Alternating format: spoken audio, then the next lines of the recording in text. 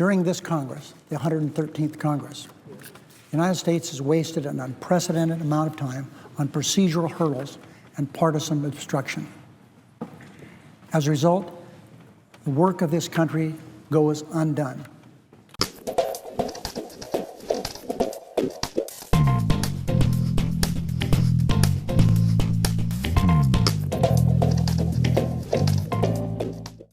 Yes, ladies and gentlemen, that was Reid talking about what he did earlier this week. Now, ladies and gentlemen, he finally did the nuclear option. Now, instead of me talking about it, let's go to Mr. Reid himself and see what he said.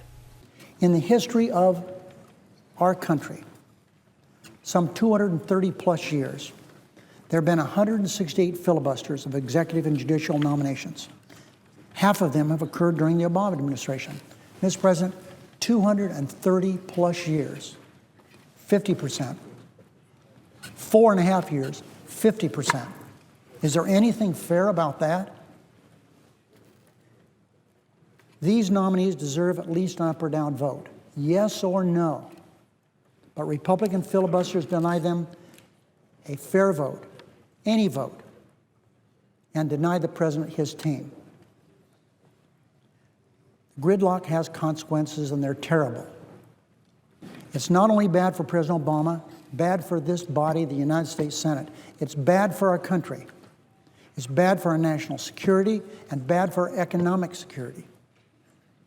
That's why it's time to get the Senate working again, not for the good of the current Democratic majority or some future Republican majority, but for the good of the United States of America. Now, ladies and gentlemen, understand something. He pretty much had no choice in this matter. And I'm pretty sure he tried and tried and tried, at least according to the media that he did.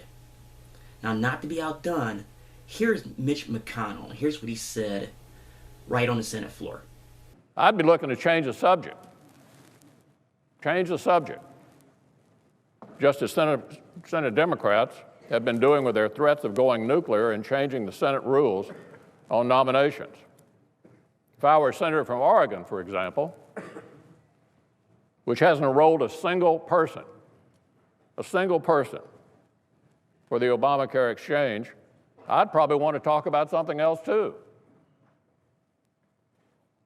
But here's the problem with this latest distraction. It doesn't distract people from Obamacare, it reminds them of Obamacare. It reminds them of all the broken promises. It reminds them of the power grab. It reminds them of the way Democrats set up one set of rules for themselves and another for everybody else. One set of rules for them and another for everybody else. Actually, this is all basically the same debate. And rather than distract people from Obamacare, it only reinforces the narrative of a party that is willing to do and say just about anything to get its way. They cook up some fake fight over judges, a fake fight over judges that aren't even needed. Look, I get it. As I indicated, I want to be talking about something else too if I had to defend dogs getting insurance while millions of Americans lost theirs. But it won't work. Now, Mr. McConnell, please understand something. I know you're a very intelligent person. You have to be in your position. But this has nothing to do with this nuclear option. You know it. So come on, get off of it. This is one of those things where you lost, and you lost very bad.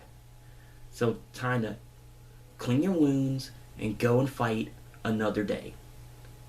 And look at it this way. You never know. You'll pick up a couple victories here and there. You always do. That's the way American politics work. And we'll be right back. Hello everyone, my name is Lance Bell, host of Real Deal Politics with the Anti-Pundit. Now, I've been a blogger and a podcaster since 2008. Now, I always get the exact same question. What's up with the media? Now, we all know in American politics we have the left and the right and the media. Now, the media is not helping this cause at all, meaning that they might be unbiased, but they're always out trying to fit a narrative, either towards the left or the right. Now, that's where I come in. I give it to you plain and simple, down and dirty, no fluff. Now, because of that, I've gotten a very good following. Now, as you can see my video view counts here, they're actually pretty good and they're starting to grow. Except for one thing. My back is against the wall and stuck, and let me explain. My show is growing exponentially, but look what I'm up against right now. I mean, you look at this small video I have here. I mean, I'm running everything off a small computer. 3-point lighting is non-existent, and as you can see, those are just regular desk lamps. And the sound quality isn't the greatest in the world. Now, I have a plan, and in 3 parts. Now, the first part I come to you today is the equipment. Now, I strived, and I promised from the start, I wanted to give you the best show possible. And this just isn't cutting it. Now, I've always said from the start also, this show was about you, my fans. And you have been involved from the start. And I want you to continue to be involved from the start. That's why I came here. I believe that crowdsourcing will be the best way to me to achieve my goals, and yours also. So join me here and make my show #1. We're back, ladies and gentlemen. Now, ladies and gentlemen, I'd like to give you a quickie update. Now, as you know, last week, I talked about doing a bad television review. Well, ladies and gentlemen, I gave you my word and I do it. Now, here it is. Hi, everybody. I'm Lance. And if it was syndicated, I probably watched it. The new boy in the neighborhood lives downstairs and it's understood. What did I get myself into? I knew it was going to be bad, but I decided on this show. I figured, why the snake not? It was syndicated and I admit it, and I watched it. Now, why in the world would I admit something like that? Well, if you've never seen the show, I'll give a quick history. Long before I read out actor Scott Baio was 45 and single, or even 46 and pregnant, he was Charles Chacis Arcona, Fonzie's cousin on ABC's smash hit show Happy Days. Now, some executive at ABC thought, hey, let's make some extra dollars from Chacis. So he gets his own show, Joni Loves Chacis. Well, let me tell you something right now. You do not want me to name that dumpster fire. After cancellation, another year back on Happy Days, you got another chance of television, this time on CBS as the man in charge, Charles.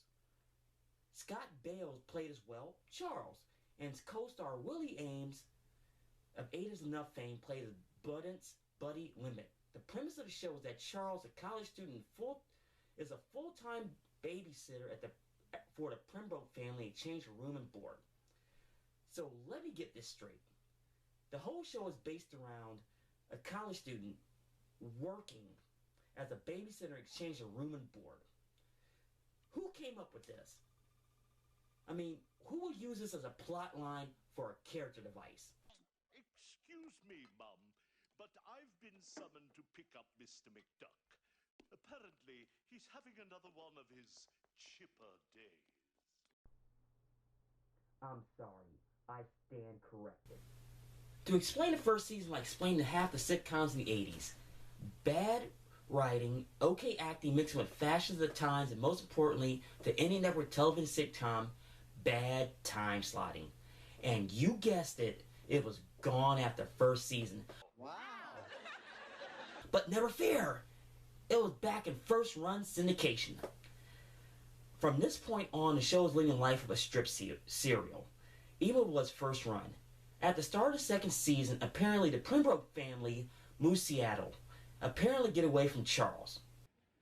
There's absolutely no way for me to say this simply. My dad got transferred. We're moving to Seattle. We've sublet the house to the Powells, and they're a lovely family. No, sorry, Charles. And he gets a new family to babysit, the Powells. I've been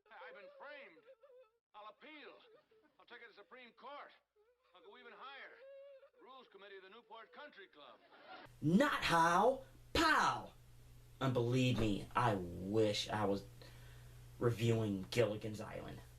When you get down to it, this show has nothing really much to say other than had bad, and I mean, it was bad.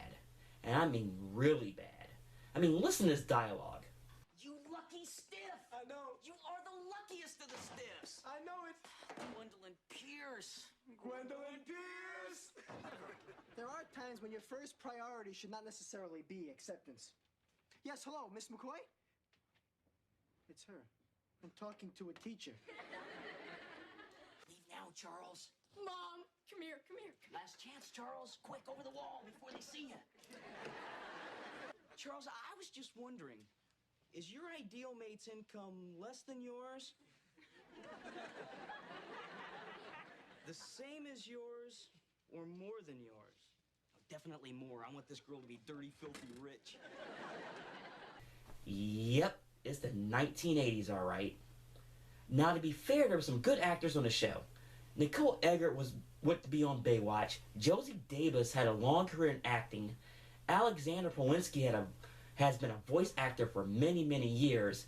And you have Justin Wallen. You've probably seen him around. How do we get inside?